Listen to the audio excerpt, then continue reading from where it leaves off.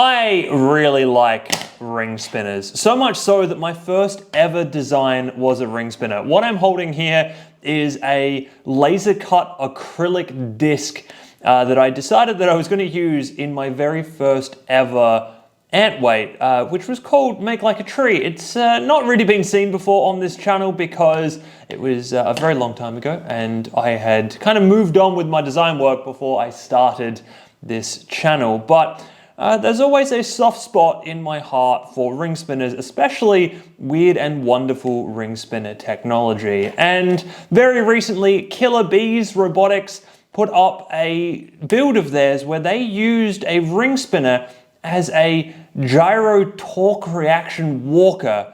And I love that concept so much that what I've decided is today we're going to try and use this acrylic ring to actually rebuild that design in a smaller weight class, see if we can still get the gyroing and the reaction torque. Hello everybody, I am Ben from Team Panic. Quick caveat before we begin this video. First of all, again, this is Killer Bees' design and idea. I will leave links to their testing video in the description below and also at the end of this video if you want to check that out and see the very awesome American Antweight that inspired this entire video. Their entire robot is, I think, cooler than whatever I'm going to build today because they've actually got an integrated bearing race in their design. It's very interesting, it's very cool. You should check that out. Also, acrylic. We are using acrylic today purely for nostalgia reasons. This will not ever go into a fight. Please do not put acrylic into fights. This stuff shatters when it breaks and yeah, it's just gonna leave tiny little very sharp shards of acrylic everywhere. Not a great idea, but I had these discs lying around. They're pretty weighty. I think they will do the job for getting a gyro force going. So we're gonna give it a shot, basically. And if I decide that I want to ever fight this thing, we will swap these out for printed discs of some description, just, you know, to avoid the whole shattering issue. Other little bit, and I will make this quick. Now, technically, this robot is a walker shuffler design. I mean, theoretically, it's a shuffler because it's one motor, in this case a servo, kind of going in two different directions. But I am not going to take a weight bonus for this. I'm going to try and build this entire thing at 150 grams, the exact limit for an Antweight. And my reasoning behind that is because I feel like bristle bots and kind of interesting gyro walkers like this are a bend of the shuffler rule set. The rule set is kind of intended to help people build shufflers and kind of give you back the weight that you would normally put into making a fast shuffling mechanism, something that could keep up with the rest of the field. So the weight is intended to go into the drivetrain, and sure, you might be able to eke out a slightly bigger weapon, but that's what the intention is. Like, the intention is not to take a shuffler, the shuffler weight bonus, and jam it all into the weapon system of your robot. That's kind of breaking the spirit of the rule as far as I'm concerned. So today, like I said, we're going to build this at exactly 150 gram scale and using a ring that I actually put into combat on a ring spinner already. So one of the things that I really quite like about this, outside of the interesting physics going on, is that the chassis is really, really simple. Look at this thing. We've literally got posts or places to put in bearings to hold the ring up when we get to that point, a servo and a brushless motor. That is it. We are good to go at this point. So we basically can, I mean, I've literally got most of the parts off the printer. The only thing I don't have at this point is the lid, because that is actually currently still printing. So I guess we could actually put together some of this. But yes, the lid is still going. And the other thing here is that, so Killer Bees mentioned in a post that they made about this design that effectively, they have mixing done in their receiver or in the controller so that as they kind of do the gyroing stuff, they're getting reaction forces. I'm going to try and do this purely manually so that we can together walk through the process of exactly how this robot moves around the arena. Okay, let's talk about the hows, whats, and whys of this particular system. So here I have two different diagrams of this setup. So the green here is the ring on both images, the red is the chassis, and then the black is this kind of foot that rocks back and forth. Now, two interesting separate things happen when we are talking about using this robot. So first of all, when you move the foot, so the whole point of the foot is to rock back and forth. So it goes from being square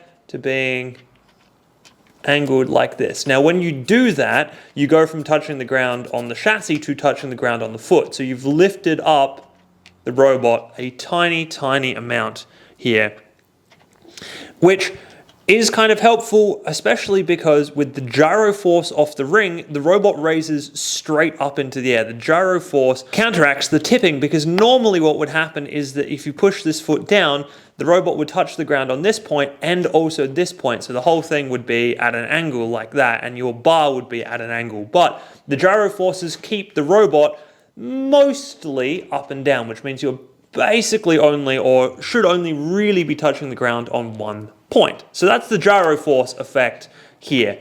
The secondary effect is what's called the reaction force effect, which is based on one of the simple fundamental laws of the universe. For every action, there is an equal and opposite reaction. So as you try and spin the disc up this way, it pushes back on the chassis in this opposite direction. Now, normally when you've got the chassis just touching the ground, this means that the chassis tries to spin back the other direction as you spin up. And if you've seen a very high power ring spinner before, this actually happens, and the inside will spin in the opposite direction to the way the ring is spinning. However, because we're not touching the ground evenly, and kind of our center of mass is now not really over the point that we are touching the ground, instead we're touching the ground over here, this torsional force acts upon this point, and the robot kind of, well actually you'd want to, if you were speeding up the disc, you'd want to touch on this point.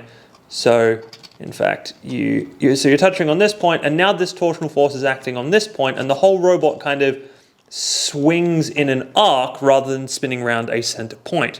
Now, to do the other way, you want to slow the disc back down again, which puts a reactive force on the chassis going this way, and in this case, you want to touch the ground on this point, because then you get a small arc in this direction. So you can kind of like wobble and like do the walk that you do if you've ever tried to carry something really, really heavy and couldn't carry it, and instead you like put one corner down and pivot it and put the other corner down and pivot it and then just keep going like that. That is what this robot is doing, using the reaction force off of the ring spinner, which is very, very clever.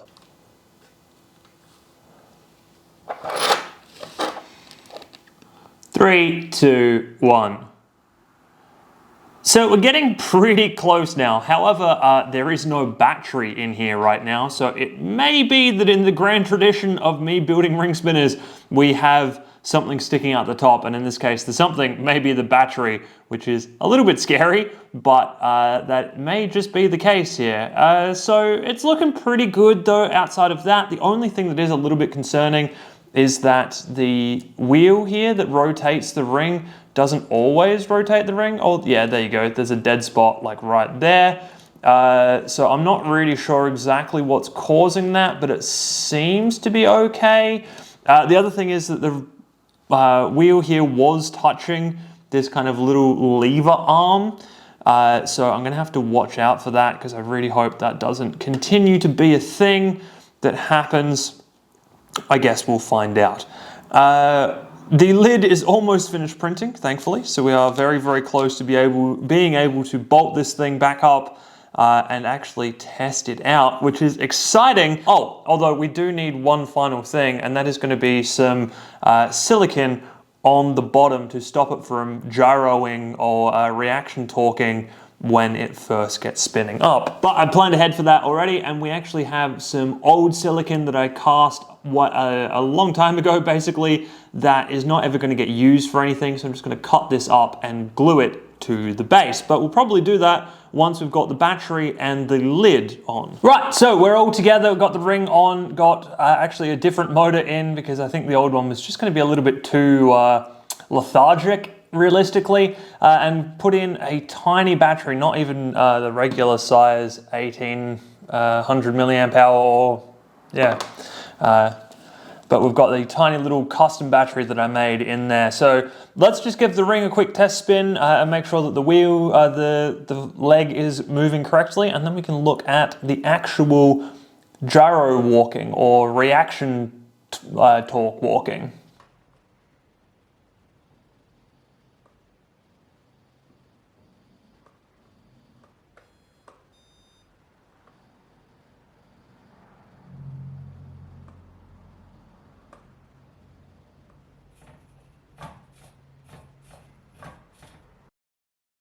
Right, so that didn't go well.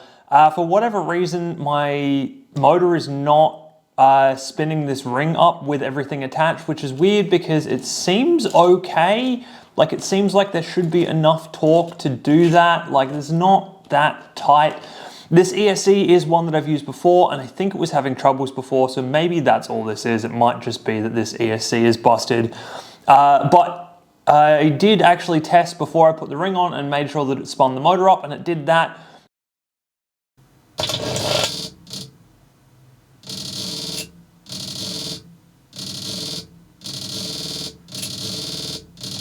And as you can see, I'm just getting brownout failure effectively from my motors here. So I've even actually changed motor. So this is the original motor that I put in. I've gone up to an 1806, which is supposed to be bigger and have more power. I've swapped ESCs a couple of times. I've changed batteries. I've tried really big batteries. I've tried really small batteries. I've tried medium batteries. Nothing seems to be working. I even actually printed a whole second chassis to space things out just a little bit more because I thought that the wheel rubbing on the foot was actually the thing stopping it, and unfortunately, no, it wasn't. So I have one final thing that I'm thinking, and I think that it may be that my drive wheel here is just too big. I'm trying to spin the ring too fast. So the way brushless motors are set out, I can actually drill another hole for the pinion on the motor? No, the shaft on the motor, and just move the whole motor across and just put an O-ring around the motor and see if that does anything at all. By doing that, what I'm really hoping is that I lower the torque needed to get the ring spinning and allow this thing to actually work.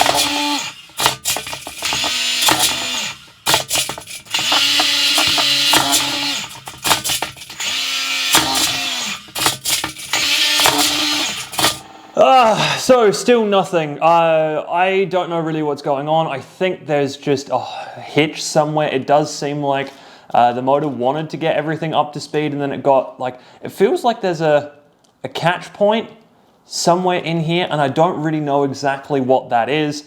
So it just did not have any success at all getting the ring up to speed. However, at the end of those clips, you did see me use the gyro effect just with the motor. So the motor goes that fast that it does get it, well, sorry, not gyro effect, reaction torque effect, reaction wheel effect.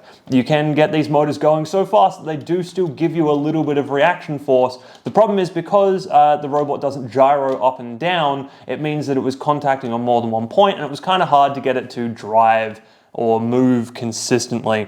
So I didn't want to leave the video here.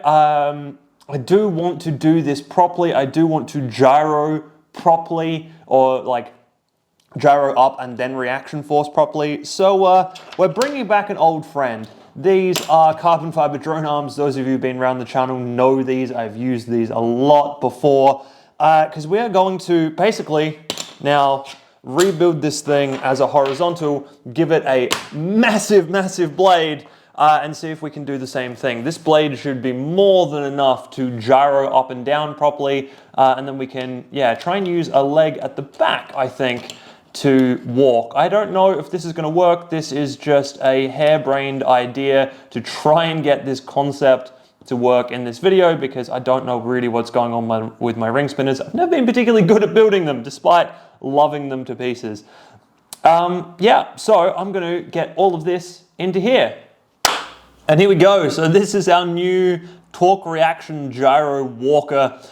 We have a very large blade out the front. I cannot remember quite how heavy this is, but it's definitely above 30 grams, more than enough to get a gyro force going. And it should also give us a torque reaction force as well. I mean, we saw that just the motor can do that, so surely with the blade as well, definitely going to get that.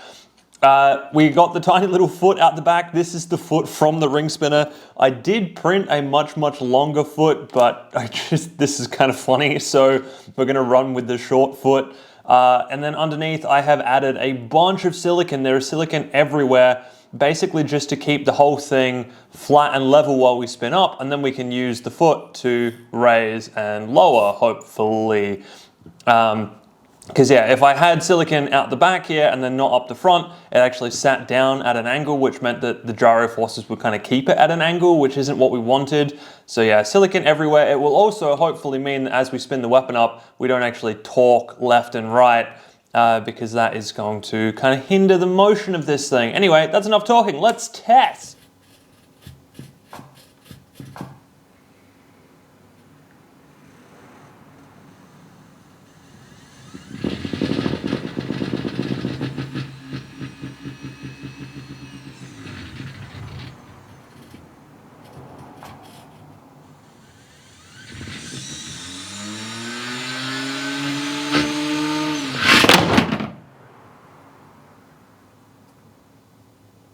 So that could have gone better. Yeah, the print that I did here did have a couple of lines that seemed like they were under extruded, and it seems like it has split right along them. So yeah, that definitely could have gone better. Let's take a look. I had a GoPro in the arena itself as well, just to see how well everything kind of worked.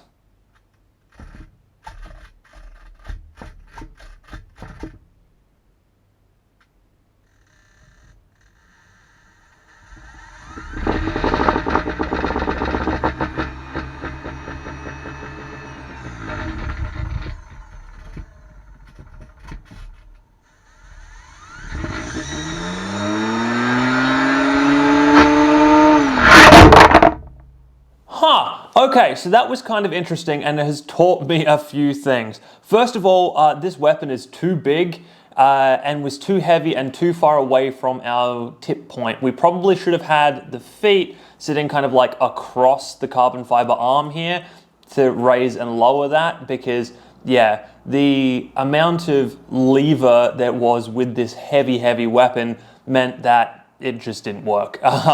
And when we were levering up, we were still kind of touching the ground on the front, which I think is part of the reason why things exploded. I mean, the other thing is that we were touching the ground on the front and on the back, and then we got that torque reaction force of the weapon spinning up and slowing down very rapidly, and that just kind of threw everything, I think. Thankfully, none of the electronics seem to be damaged or in any way kind of harmed by that. We probably could have and should have used our tiny little bar, which I've used in side spin before. This thing had enough power in it to gyro, so it should have been fine to do a reaction torque test with. I just kind of got greedy and put the massive bar on. But also, this motor is now kind of destroyed, actually. It's not sitting properly in place anymore. You can kind of see as I rotate it around that it's off axis a little bit. Yeah, I've messed this up by putting a very large weapon on it. It turns out that very cheap 1806s aren't up to the task of a very heavy Antweight weapon. Good to know for the future before I put a very heavy weapon on one of these again and destroy something. Yeah, anyway, despite not getting a full gyro walking setup kind of working for you, I hope this has been somewhat educational and useful. You did at least see a little bit of torque reaction walking with just using the motor, so it's kind of cool that you can do it just with that force, but it'd be really good to be able to actually do the proper gyro and walk, but we didn't get there in this one. I might revisit this at some point in the future, see if I can get the ring spinner going. If you want to see that, let me know in the comments down below, because that would be helpful to know, to see if anybody actually is interested in a follow-up to this. Anyway, that's going to be it. I hope you have enjoyed this one, and I will see you in the next video.